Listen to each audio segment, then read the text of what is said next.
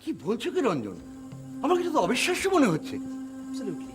Absolutely অবিশ্বাস্য। মানে আপনি যদি কাল রাতে আমার সঙ্গে থাকতেন, আপনি বুঝতে পারতেন যে একটা মানুষ কতটা বদলে যেতে পারে। কেন বদলে গেল কেন? আর রাতে আমি মন্দিরের কাছে শুনেছি, তারপর অনেক ভেবেছি। আচ্ছা, ও কি চায় না যে ওর ছেলে সুস্থ হয়ে উঠুক? কি যে ও চাইছে সেটা তো আমি বুঝতে পারছি না। সমস্ত উল্টো পাল্টা কথা আমি ওকে প্রচুর বোঝাবার চেষ্টা করি, কিন্তু ও শোনার মতো অবস্থাতে ছিল না। তুমি ওকে যেতে দিলে কেন? জোর করে আটকে রাখতে পারতে। তারপরে সকালে হুঁশ হলে ওকে জেনে নিতে পারতে যে কার পাল্লায় পড়ে সব কথা বলছে ও। সেটা সম্ভব ছিল না, অ্যাবসলিউটলি সম্ভব ছিল না। মানে বললাম না, ও বোঝানোর মতো অবস্থাতেও ছিল না। আর তাছাড়া আমার ধারণা যে ওকে ওকে যারা জোর করে মদ খাইয়েছে তারা আশেপাশেই কোথাও ছিল, এবং এবং ওরা নজর রেখেছিল যাতে ও আমার বাড়িতে আসছে, কি করছে, সমস্ত ব্যাপারে ওদের নজর ছিল। কিন্তু একটা লোক মদ খেয়ে বেহিদ মাতাল হয়ে এসব কথা বলতে গেল কেন? ও তো সহজভাবে এসব কথা বলতে পারতো। না না না, বড় স্বাভাবিক অবস্থার লক্ষণ তো সেটা পারতো না। আমরা ওকে যে ভালোবাসা, যে যে সহানুভূতি দেখিয়েছি, সেটাকে অসম্মান করার বা অস্বীকার করার ক্ষমতা স্বাভাবিক অবস্থার লক্ষণ তো ছিল না। ঠিক, একদম ঠিক, মন্দিরা ঠিক বলেছে। আর সেই কারণেই হয়তো ওর নিজের সহজ সরল মনটাকে মেরে ফেলার জন্য মদের প্রয়োজন হয়ে পড়েছে। যাই হোক, আমাদের তো হাত গুটিয়ে বসে থাকতে চলবে না। রঞ্জন, তোমার হাতে সময় হবে? হ্যাঁ, সে হবে। কেন কেন কেন কি করতে চাও? একবার স্পন্দনে যাবো, গিয়ে গিয়ে ডক্টরকে বলবো যাতে গণেশকে কোনো মতে উনি রিলিজ না করেন, আর আমরা ওখানে অপেক্ষা করবো যতক্ষণ না পর্যন্ত লক্ষণদা ফিরে আসে। কেন? তুই তাকে বুঝিয়ে বল। ও না, সে তো আবার। শোনো বড়, আমাদের তো এভাবে হেরে গেলে চলবে না, কিছু তো একটা করতেই হবে। এত বড় ভুল লক্ষণদাকে আমরা কিছুতেই করতে দেবো না। তাছাড়া ডক্টর রায় আছেন, উনিও নিশ্চয়ই এত সহজে হাল ছাড়বেন না। না না, কিছু একটা করতেই হবে। হেরে যাবার আগেই হেরে যাব না আমরা, কিছুতেই না।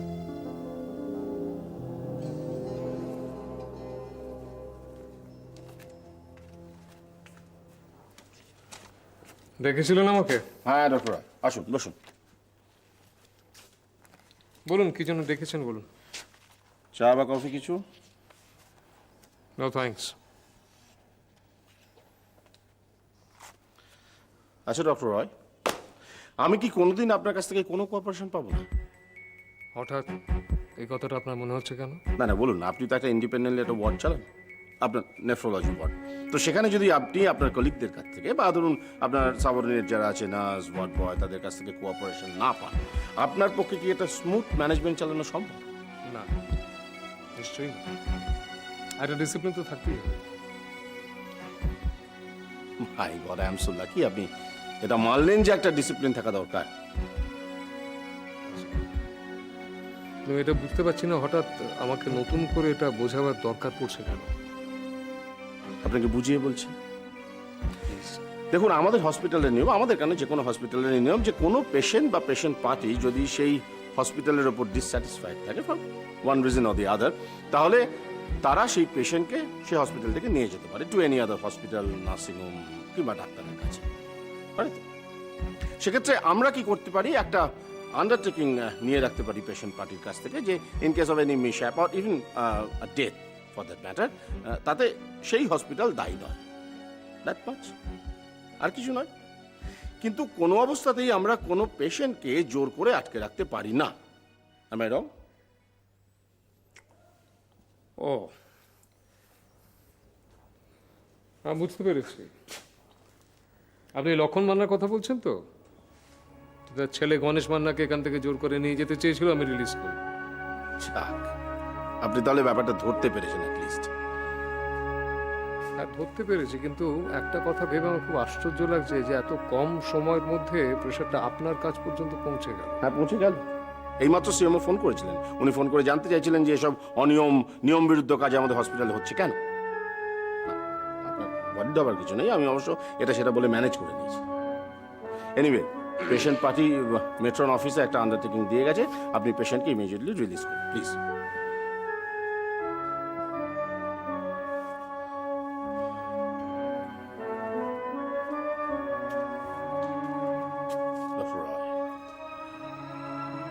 I can feel for you. আমি বুঝতে পারছি আপনার খারাপ লাগছে,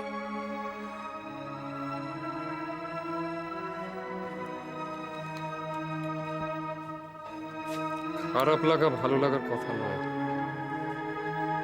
কথা হচ্ছে ছেলেটাকে আর বাঁচানো গেল না।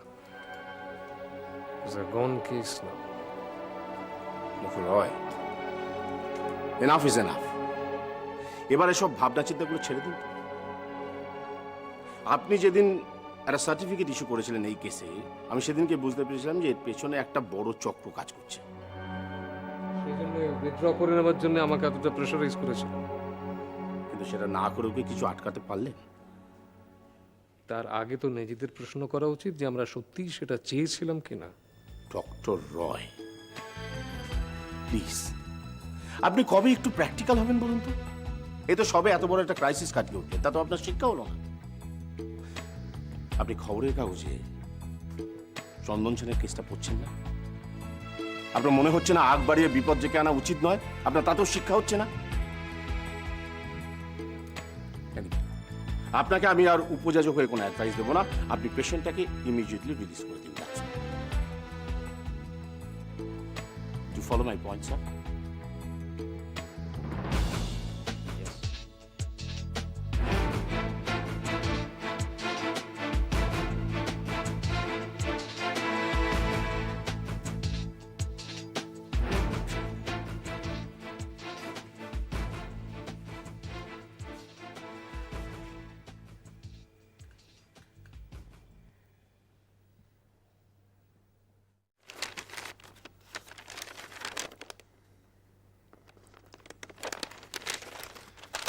Good, very good.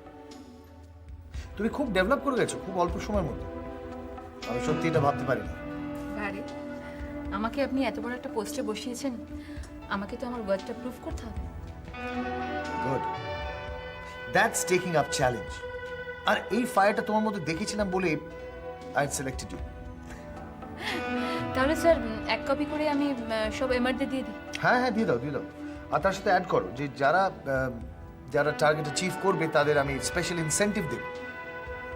এটা তো খুব ভালো কথা স্যার। তাহলে সকলেই অ্যাচিভ করার জন্য হার্ড অ্যান্ড সোল চেষ্টা করবে। আর যদি এই টার্গেটটা অ্যাচিভ হয় তাহলে তার তার পুরো ক্রেডিট যাবে তোমার। Thank you sir. তাহলে আমি এখন উঠি। প্লিজ আর একটু তো অপেক্ষা করতেই হবে। আমার খুব চিন্তা ওনার হচ্ছে কথাগুলো জানো তো জানানো যে খুব কোনো দরকার। সময়। আপনারা ডক্টর সেনের কাছে খবর নিয়ে জানলাম আপনি সুপারের ঘরে গেছেন দেখা করতে। গণেশকে নিয়ে আপনার সঙ্গে একটু আলোচনা ছিল ডক্টর রায়।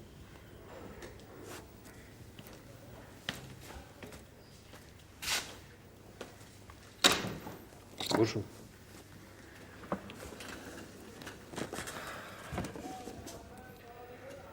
গণেশ মান্নাকে নিয়ে আলোচনার কিছু নেই।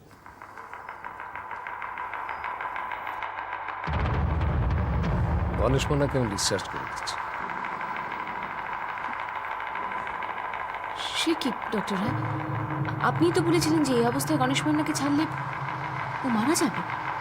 এখনো তাই বলছি, এখনো তাই বলছি,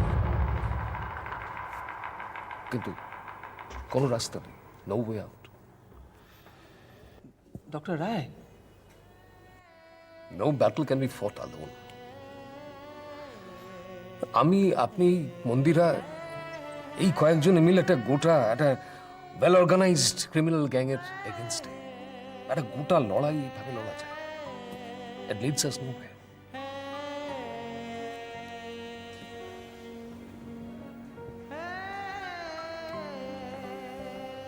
তাহলে তাহলে আপনি কি বলছেন যে গণেশ মান্নাকে আমরা কোনোভাবে আটকাতে পারবো না? না, এই খানিকক্ষণ আগে আমি সুপার সাহেবের ধমক খেয়ে গেলাম। কেউ যদি বন্ডে সই করে পেশেন্টকে ছাড়িয়ে নিয়ে যেতে চায় তাহলে তাকে আটকাবার কোনো অধিকার আমার নেই। ও, তাহলে তো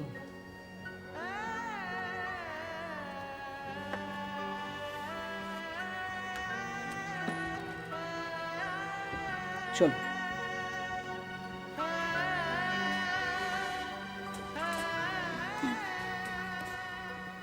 কিছুই হলো না, শুধু শুধু মধ্যখান থেকে আপনাকে বিরক্ত করা। চলি ডক্টর রায়।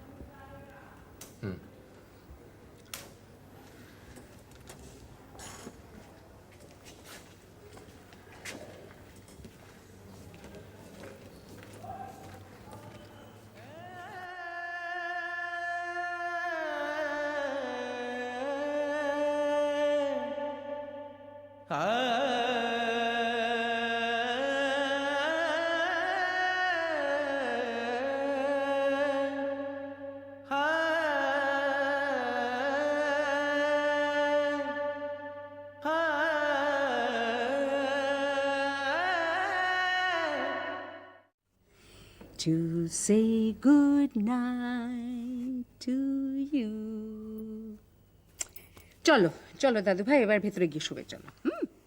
তোমার শরীরটা তো এখনো ভালোভাবে সুস্থ হয়ে ওঠেনি, এখন বেশি রাত জাগতে নেই। চলো বিছানায় শুবে চলো। চলো। যাবো না, আমি কিছুতেই যাবো না। ও মা, ওরকম বলতে নেই দাদু ভাই। দেখো তোমার শরীরটা এখনো ভালো হয়নি, আবার যদি শরীর খারাপ হয় আবার হাসপাতালে যেতে হবে, তাই না? হোক, আমি হাসপাতালে থাকবো, আমি এখানে থাকবো না। ও বাবা, কেন? আমরা রূপাকে সবাই কত ভালোবাসি, তাই না? বোন কেন নেই? বোনকে তোমার কোথায় নিয়ে গেছো? কোথায়? ও বাবা, বোন নেই বলে এত রাগ? শোনো, তোমাকে মা বলে যায়নি?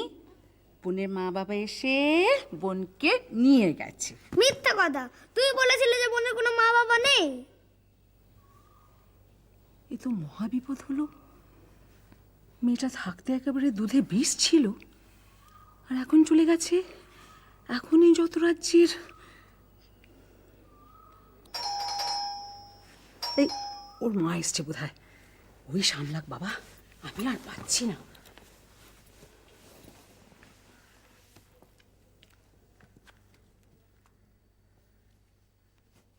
আয় আয় আয়, ভেতরে আয়।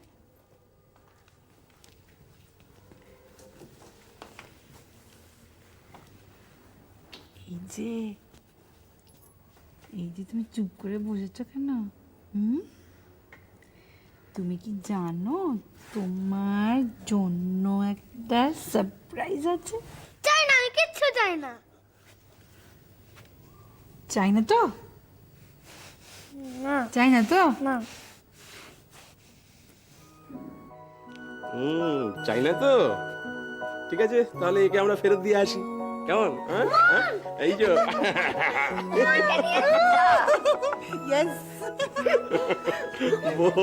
বলে দাও। কোলে কোলে? না না, দাঁড়ো দাঁড়ো দাঁড়ো, কথা আছে তোমার সাথে। এসো, এই যে দাদা দিয়েছে আমাকে আছড়ে। চুপ করে বাবা। আচ্ছা শোনো শোনো, তার আগে তোমাকে কথা দিতে হবে, প্রমিস করতে হবে। ওয়েট, প্রমিস করতে হবে যে তুমি বোনকে আর কোনোদিন কষ্ট দেবে না, ভালোবাসবে। দেখো একদম শুনে নিয়েছি কিন্তু সবাই, ঠিক আছে? আর তুমি সবার কথা শুনবে, লক্ষ্মী ছেলের মতো থাকবে একদম। ওকে? তোমার কোলে দাদা কোলে, দাদা কোলে যাবে। হ্যাঁ হ্যাঁ, চলো চলো চলো, ওই করে চলো, বিছানায় চলো। ছুটি নেই কেন পায়? কি কাণ্ড বাবা, ওকে তুমি নিয়ে এলে? না, মল্লিকাই, আমি সঙ্গে গিয়েছিলাম, ব্যাস। আপনি খুশি হয়েছেন তো? সত্যি কথা বলতে কি, মানে মেয়েটা এতদিন বাড়িতে ছিল তো, একটা ভীষণ মায়া পড়ে গিয়েছিল। ওকে ফিরিয়ে এনে ভালোই করেছে বাবা। এই দেখো, তুমি তুমি দাঁড়িয়ে কেন? বসো। না না না, আমি বসবো না, আসলে রাত্রি হয়ে গেছে তো, আমি এবার যাবো। একটু মল্লিকাকে বলে একটু দেবো। চা কফি খেয়ে যাও। না না, এত রাত্রে আমি চা কফি না। শুনুন, আমি কাল পরশুর মধ্যে একবার এসে বান্টি আর পৃথাকে দেখে যাব। আচ্ছা বেশ, আপনি একটু মল্লিকাকে বলে দেবেন। হ্যাঁ নিশ্চয়ই বলে দেবো। চলি। ঋতিক, কিছু বলছেন না? বলছিলাম যে মল্লিকার তো এখন একটু মতিগতি ফিরেছে, এখন নতুন করে কিছু কি ভাবনা চিন্তা করা যায় না?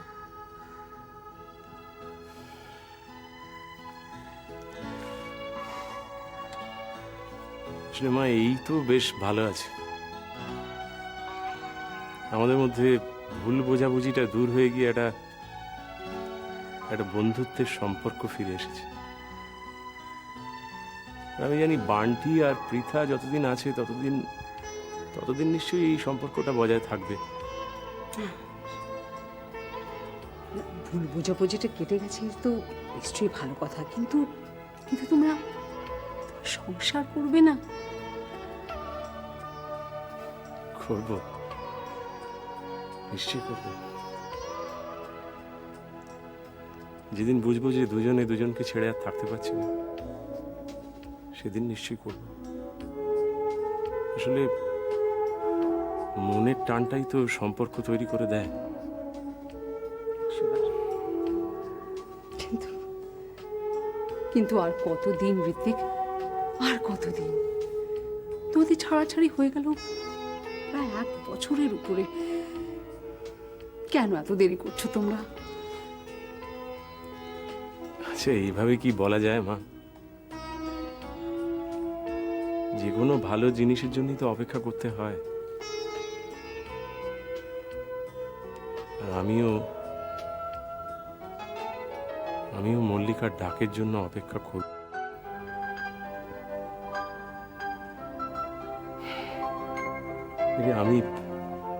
আমি এবার আসি, মানে রাত হয়ে যাচ্ছে তো। বাবা, আপনি একটু মল্লিকাকে বলে দেবেন। নিশ্চয়ই বলবো।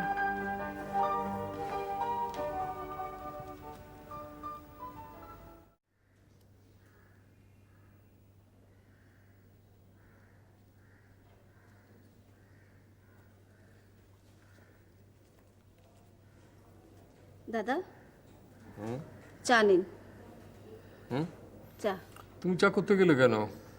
বারে, এই কদিন আমি বাড়িতে ছিলাম না বলে আমাকে বুঝে একদম পর করে দিয়েছেন। না না না, তা কেন? এতখানি রাস্তা জার্নি করে এলে তো, সেই জন্য বলছি। 1 কাপ চা করতে কোনো পরিশ্রম হয় না। আচ্ছা দাদা, বৌদির কি অফিস থেকে ফিরতে রোজ এত দেরি হয়? না না, আজকে অফিসে যাইনি, একটা পার্টিতে, ওই অন্য একটা জায়গায় গেছে। ও, আমি ভাবলাম রাস্তা দিয়ে আস্তে আস্তে যে কতদিন পর বৌদির মুখোমুখি হব, দেখতেই পেলাম না। দাদা, আমাদের তিতির সোনা কেমন আছে? ভালো আছে। ও দিদুনের কাছেই থাকে? হ্যাঁ, এমনিতে ওখানেই থাকে, শনি রোববার আসে। ও, আমি তো চিঠিটা দেওয়ার পর কোনো খবর না পেয়ে ভীষণ ভয় পেয়ে গিয়েছিলাম। কেন? না, মানে আমি ভাবছিলাম যে আপনারা আর যেচে ঝামেলা ঘাড়ে নিতে চাইছেন না। দেখলে তো, বুঝতে পারছো কে কাকে পর করে দিয়েছে? ভুলে গেছে দাদা, আসলে আপনি যাওয়ার পর না আমার সব ভুল ভেঙে গেছে।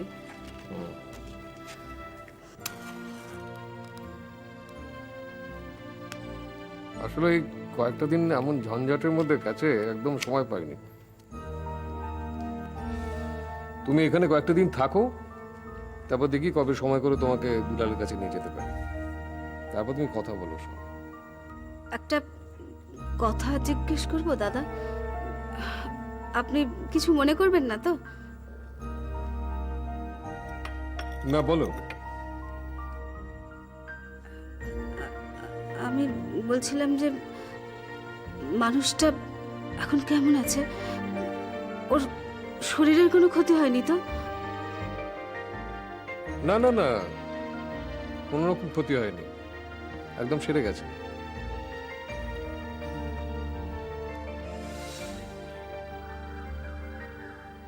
আমি নিয়ে যাবো একদিন তোমাকে, তখন কথা বলে নিও, কথা বলে যা ঠিক করার করো, আর যা করবে ভেবে চিন্তে করো, ঠিক আছে?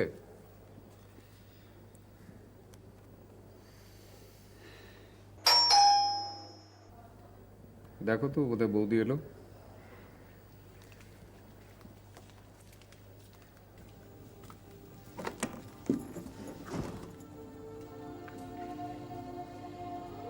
বৌদি, তুমি এত দেরি করলে? আমি আর দাদা তোমার জন্য কখন থেকে অপেক্ষা করে বসে আছি।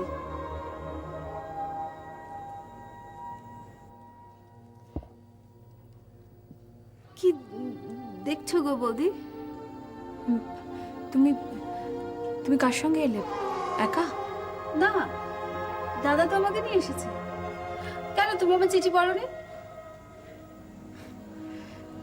তোমাকে একদম অন্যরকম লাগছে শর্মিলা।